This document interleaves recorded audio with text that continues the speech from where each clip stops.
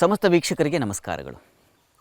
ಈ ಉತ್ತರಾಯಣ ಪುಣ್ಯ ಕಾಲದಲ್ಲಿ ಒಂದು ಪುಣ್ಯ ಭೂಮಿಗೆ ನಾವು ಬಂದಿದ್ದೇವೆ. ಪರಶುರಾಮ ಸೃಷ್ಟಿಯ ಪವಿತ್ರ ನೆಲ ಇದು. ಈ ಸನ್ನಿಧಿಯಲ್ಲಿ ನಾಗಬ್ರಹ್ಮಸ್ವಾಮಿ ನೆಲೆ ನಿಂತಿದ್ದಾನೆ. ಉತ್ತರಾಯಣದಲ್ಲಿ ನಮ್ಮ ಉತ್ತರೋತ್ತರ ಅಭಿವೃದ್ಧಿಗೆ ನಾಗದೇವನ ಅನುಗ್ರಹ ಬೇಕು. ನಾಗನ ಕೃಪೆ ಇದ್ದರೆ ನಮಗೆ ಆರೋಗ್ಯ ಸಂಪತ್ತು ಎಲ್ಲವೂ ಲಭಿಸುತ್ತೆ. ಈ ದೃಷ್ಟಿಯಿಂದ ಈ ಪುಣ್ಯಕಾಲದಲ್ಲಿ ಒಂದು ವಿಶೇಷ ಸನ್ನಿಧಿಯ ದರ್ಶನವನ್ನು ಮಾಡಿಸುವ ಸಲುವಾಗಿ ನಾವು ಮೇಲಂತಬೆಟ್ಟು ಅನ್ನುವಂಥ ಬದಿನಡೆ ಈ ಗ್ರಾಮಕ್ಕೆ ಬಂದಿದ್ದೇವೆ. ಇಲ್ಲಿ ನಾಗಾಧೀಶ್ವರ ನಾಗಬ್ರಹ್ಮ ನೆಲೆ ನಿಂತಿದ್ದಾನೆ. ಆತನಿಗೆ ವಿಶೇಷ ಪೂಜಾ ಕೈಂಕರ್ಯಗಳು ಈ ಸಂದರ್ಭದಲ್ಲಿ ನಡೀತಾ ಇದ್ದಾವೆ. ಅದನ್ನೆಲ್ಲ ದರ್ಶನ ಮಾಡ್ತಾ ನಾವು ನಮ್ಮ ಭಕ್ತಿ ಶ್ರದ್ಧೆಗಳನ್ನು ಸ್ವಾಮಿಗೆ ಸಮರ್ಪಿಸೋಣ. ತನ್ಮೂಲಕ ಸ್ವಾಮಿಯ ಮಹಾಕೃಪೆಗೆ ಪಾತ್ರರಾಗೋಣ. ಆ ಎಲ್ಲ ಪುಣ್ಯ ತಮಗೂ ಸಂದಾಯವಾಗಲಿ ಅನ್ನೋ ದೃಷ್ಟಿಯಲ್ಲಿ ಈ ಸುಕ್ಷೇತ್ರ ದರ್ಶನ.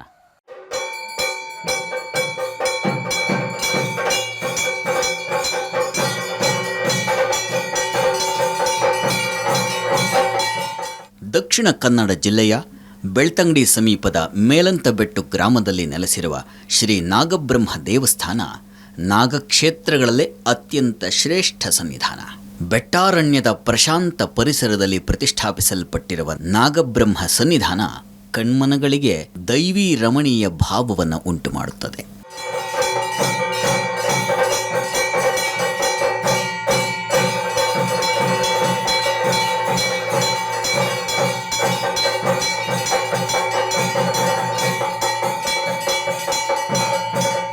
ತಾವು ಕಾಣ್ತಾ ಇದ್ದೀರಾ, ಶ್ರೀ ನಾಗಬ್ರಹ್ಮನ ಸನ್ನಿಧಾನದಲ್ಲಿ ನಾವಿದ್ದೀವಿ. ಈ ಪುಣ್ಯ ಭೂಮಿಯನ್ನು ಬದಿನಡೆ ಅಂತ ಕರೀತಾರೆ.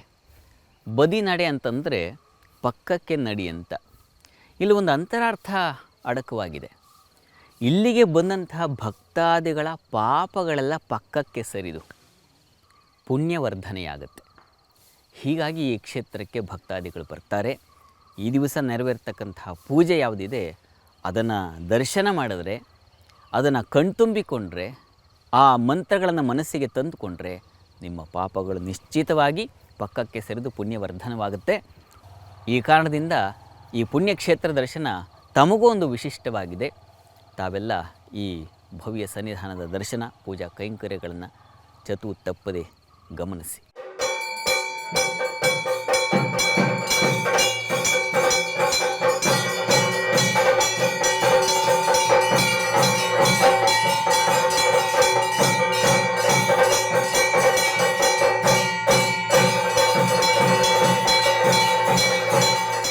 ನಾವೀಗ ನಾಗಬ್ರಹ್ಮನ ಸನ್ನಿಧಾನದಲ್ಲಿದ್ದೀವಿ. ಯಾವುದೇ ಕ್ಷೇತ್ರಕ್ಕೆ ಬಂದರೆ ಮೊದಲಿಗೆ ಆಗ್ತಕ್ಕಂಥದ್ದು ಸಂಕಲ್ಪ. ನಮ್ಮ ಮನಸ್ಸಿನ ಕೋರಿಕೆಗಳನ್ನು ಭಗವಂತನಲ್ಲಿ ಸಲ್ಲಿಸ್ತಕ್ಕಂಥದ್ದನ್ನು ಸಂಕಲ್ಪ ಅಂತ ಕರೀತಾರೆ. ಅದು ಅರ್ಚಕರ ಮುಖೇನ ಮಂತ್ರವತ್ತಾಗಿ ಆಗ್ತಕ್ಕಂಥ ಸಂಕಲ್ಪ. ಅದು ತಾವು ನಿಮ್ಮ ಮನಸ್ಸಿನ ಕೋರಿಕೆಗಳನ್ನು ಸಂಕಲ್ಪ ಮಾಡಿಕೊಳ್ಬಹುದು. ಅರ್ಚಕರ ಮೂಲಕ ಆ ಕೋರಿಕೆ ತಮಗೂ ಈಡೇರುತ್ತೆ, ಅದರಲ್ಲಿ ಯಾವುದೇ ಸಮಸ್ಯೆ ಇಲ್ಲ. ಅರ್ಚಕರನ್ನು ಮಾತಾಡಿಸೋಣ.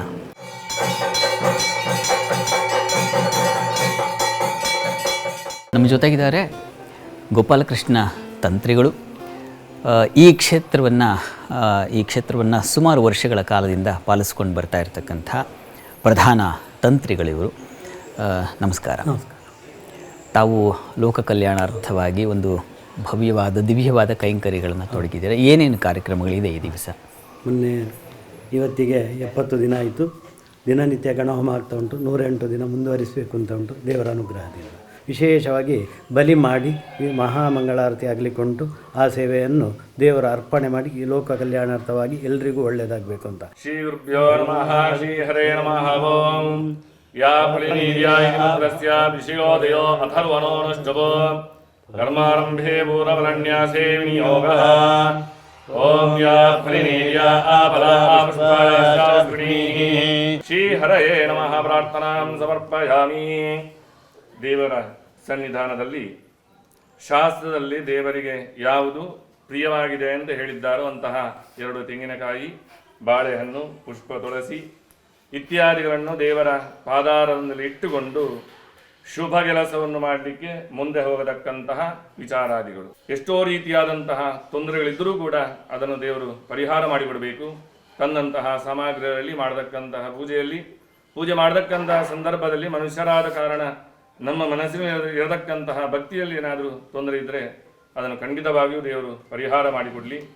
ಇದರಿಂದ ಲೋಕಕ್ಕೆ ಸುಭಿಕ್ಷೆ ಆಗಬೇಕು ಅಂತೇಳಿ ದೇವರಲ್ಲಿ ಭಕ್ತಿ ಶ್ರದ್ಧಾಪುರಸ್ಸರವಾಗಿ ಮಾಡತಕ್ಕಂತಹ ಪ್ರಾರ್ಥನೆ.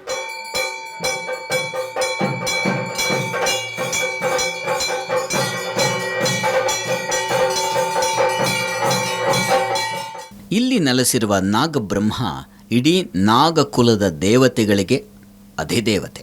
ಹೀಗಾಗಿ ಯಾವುದೇ ನಾಗಕ್ಷೇತ್ರಗಳಲ್ಲಿ, ಯಾವುದೇ ನಾಗಬನಗಳಲ್ಲಿ, ಯಾವುದೇ ನಾಗಕ್ಷೇತ್ರಗಳ ದೋಷಗಳನ್ನು, ಯಾವುದೇ ನಾಗ ಸನ್ನಿಧಾನದ ಸಮಸ್ಯೆಗಳನ್ನು ವೇದಬ್ರಹ್ಮಶ್ರೀ ಗೋಪಾಲಕೃಷ್ಣ ತಂತ್ರಿಗಳ ಮಾರ್ಗದರ್ಶನದ ಮೂಲಕ ಪರಿಹರಿಸಿಕೊಡಲಾಗುತ್ತದೆ ಎಂಬುದು ಸನ್ನಿಧಿಯ ಮಹಿಮೆ.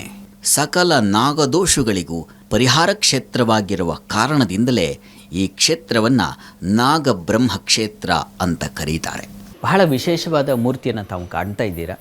ಈ ಸ್ವಾಮಿಗೆ ಪಂಚಾಮೃತ ಅಭಿಷೇಕಾದಿಗಳು ನೆರವೇರುತ್ತೆ. ಕ್ಷೀರೇಣ ಕ್ಷೇತೆ ಪಾಪಂ ದದ್ನಾತ್ ಧನವಿವರ್ಧನಂ ಆಜ್ಯೇನ ಆಯುಷ್ಯಮಾಪ್ನೋತಿ ಅಂತ ಒಂದೊಂದು ದ್ರವ್ಯಕ್ಕೂ ಒಂದೊಂದು ವಿಶೇಷವಾದ ಫಲಗಳನ್ನು ಹೇಳಿದೆ ಶಾಸ್ತ್ರ. ಈ ಕಾರಣದಿಂದ ಯಾರು ಈ ಪಂಚಾಮೃತ ಅಭಿಷೇಕದ ವೀಕ್ಷಣೆ ಮಾಡ್ತಾರೋ ಅವರಿಗೂ ಕೂಡ ಈ ಎಲ್ಲ ಫಲಗಳು ಸಂದಾಯವಾಗುತ್ತೆ. ಅದರಲ್ಲಿ ಯಾವುದೇ ಸಂಶಯ ಇಲ್ಲ. ಹಾಗಾಗಿ ನಾಗಬ್ರಹ್ಮ ನಾಗಕುಲದ ಅಧಿದೇವತೆ, ಆತನಿಗೆ ನೆರವೇರ್ತಕ್ಕಂತಹ ಅಭಿಷೇಕಾದಿಗಳನ್ನು ಗಮನಿಸಿ.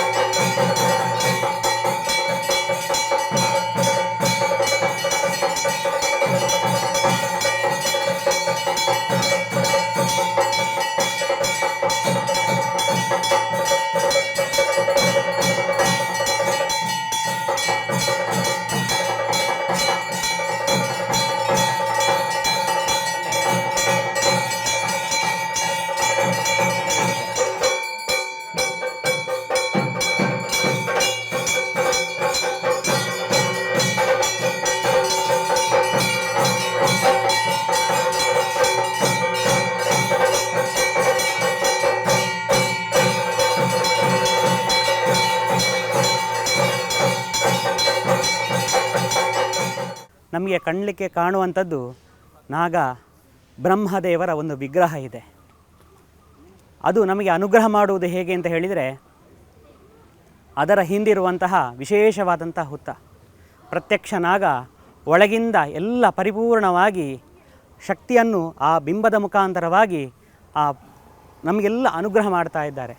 ಹೇಗೆ ಅಂತ ಹೇಳಿದರೆ, ಹೇಗೆ ನಮ್ಮ ಹೃದಯ ಅಂತ ಹೇಳುವಂಥದ್ದು ಶ್ವಾಸ ನಿಶ್ವಾಸ ಅಂತ ಹೇಳುವಂಥ ಕ್ರಿಯೆಯಿಂದಾಗಿ ಆಮ್ಲಜನಕ ಎಷ್ಟು ಬೇಕು ಅದನ್ನೆಲ್ಲ ನಮ್ಮ ದೇಹಕ್ಕೆ ಕೊಟ್ಟು, ನಮ್ಮ ದೇಹಕ್ಕೆ ಹೇಗೆ ಪೌಷ್ಟಿಕಾಂಶದಿಂದಾಗಿ ನಮ್ಮನ್ನು ಬದುಕಿಸ್ತದೋ ಅದೇ ರೀತಿ ಆ ಕ್ಷೇತ್ರದಲ್ಲಿರುವಂಥ ನಮ್ಮ ನಾಗಬ್ರಹ್ಮ ದೇವರು ತುಂಬ ಜನರ ಕಷ್ಟ ಕಾರ್ಪಣ್ಯಗಳನ್ನೆಲ್ಲ ದೂರ ಮಾಡಿ ಒಳ್ಳೆ ರೀತಿಯ ಅನುಗ್ರಹವನ್ನು ಮಾಡ್ತಾ ಇದ್ದಾರೆ. ಅದಕ್ಕೆ ಸಾಕ್ಷಿಯಾಗಿ ಇವತ್ತು ಬೆಳಗಿನ ಜಾವ ಕಾರ್ಯಕ್ರಮ ಪ್ರಾರಂಭ ಆಗುವಾಗ ನಿಮ್ಮ ಒಟ್ಟಿಗೆ ನಾನಿದ್ದೇನೆ ಅಂತ ಹೇಳುವಂತಹ ವಿಶೇಷ ಅನುಗ್ರಹ ಕೊಟ್ಟಿದ್ದಾರೆ. ಕೃಷ್ಣ ಸರ್ಪ ಅಂತ ಹೇಳುವಂತಹ ವಿಶೇಷ 1, 2, 3 ದಿವಸ ಆದಂತಹ ಸಣ್ಣ ಮರಿ ಇಲ್ಲಿಗೆ ಕ್ಷೇತ್ರಕ್ಕೆ ಬಂದು ನಿಮ್ಮ ಕೆಲಸದಲ್ಲಿ ನಾನು ಪರಿಪೂರ್ಣವಾಗಿ ಇದ್ದೇನೆ, ನಾನು ಪ್ರಾರಂಭದಿಂದನೇ ನಿಮ್ಮಲ್ಲಿದ್ದೇನೆ ಅಂತ ಹೇಳುವಂತಹ ವಿಶೇಷ ಸಂಕಲ್ಪವನ್ನು ನಮಗೆಲ್ಲ ಭಕ್ತರಿಗೆ ಕೊಟ್ಟು ಅದರಿಂದಾಗಿ ನಮಗೆ ಬಹಳ ಸಂತೋಷ. ದೇವರು ಪ್ರತ್ಯಕ್ಷವಾಗಿ ನಮಗೆ ಕಾಣಿಕೆ ಸಿಗುವಂಥದ್ದೇ ದೇವರು ನಾಗದೇವರು. ಹಾಗಿರುವಾಗ ನಮ್ಮ ಕ್ಷೇತ್ರಕ್ಕೆ ಬಂದಿದ್ದಾರೆ ಅಂತ ಹೇಳುವಾಗ ಅದು ಬಹಳ ಸಂತೋಷದ ವಿಷಯ. ಹಾಗಿರುವಾಗ ನೀವೆಲ್ಲರೂ ಇಲ್ಲಿಗೆ ಬರಬೇಕು. ಯಾಕೆ ಅಂತ ಹೇಳಿದರೆ, ಹೇಳುವುದಕ್ಕಿಂತಲೂ ಸಹ ಈ ಜಾಗಕ್ಕೆ ಬಂದು ಈ ಪರಿಸರವನ್ನು ಅನುಭವಿಸಿದರೆ ಹೇಗೆ ಅಂತ ಹೇಳಿದರೆ, ಈ ದೇವರ ಹಿಂದಿರುವಂಥ ಹುತ್ತದ ಮಣ್ಣಿಂದಾಗಿ ಎಷ್ಟೋ ರೀತಿಯಾದಂತಹ ವನ ಔಷಧದಿಂದಾಗಿ ಆ ವಿಶೇಷವಾದಂತಹ ಚರ್ಮ ರೋಗ ಆಗಿರ್ಬೋದು, ಬೇರೆ ಬೇರೆ ರೀತಿಯಾದಂತಹ ರೋಗಗಳಾಗಿರ್ಬೋದು, ಅದೆಲ್ಲ ದೂರ ಮಾಡಿಕೊಡ್ತಾ ಇದ್ದಾರೆ.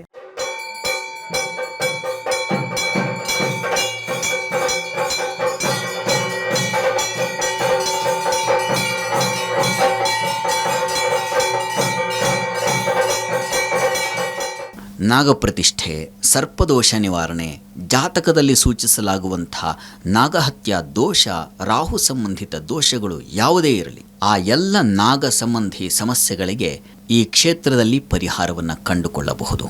ನೂರಾರು ವರ್ಷಗಳಿಂದ ಇಂಥ ನಾಗ ಸಮಸ್ಯೆಗಳನ್ನು ಪರಿಹರಿಸಿರುವ ಪುಣ್ಯ ನಾಗಕ್ಷೇತ್ರವಾಗಿ ಉಳಿದಿರುವುದಕ್ಕೆ ಈ ಪುರಾತನ ನಾಗ ಪ್ರತಿಮೆಗಳೇ ಸಾಕ್ಷಿ.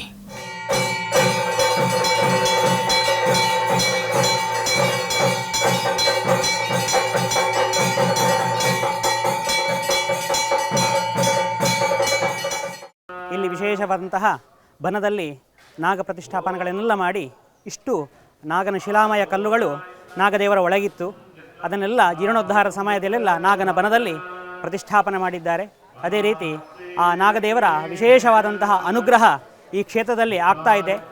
ಸಂತಾನ ಆಗಿರ್ಬೋದು, ಆರೋಗ್ಯ ಆಗಿರ್ಬೋದು, ಗ್ರಹಿಸಿದಂಥ ಎಲ್ಲ ಕೆಲಸ ಕಾರ್ಯಗಳು ಆಗಿರ್ಬೋದು, ಅದನ್ನೆಲ್ಲ ಇಲ್ಲಿ ಯಾರು ಭಕ್ತರು ಬಯಸಿ ಬರ್ತಾರೋ ಅದನ್ನೆಲ್ಲ ಈ ಕ್ಷೇತ್ರದ ನಾಗಬ್ರಹ್ಮ ದೇವರು ಅನುಗ್ರಹವನ್ನು ಮಾಡ್ತಾ ಇದ್ದಾರೆ.